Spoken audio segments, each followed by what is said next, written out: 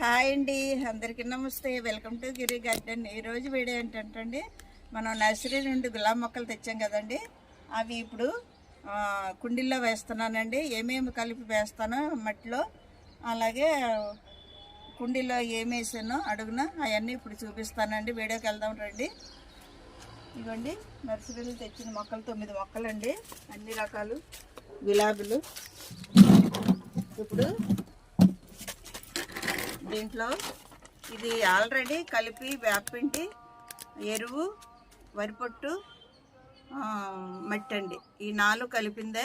మళ్ళీ దాంట్లో ఎగస్ట్రాగా మన అదనంగా గోనుమిల్లు, పువ్వులు బాగా పూస్తాయండి.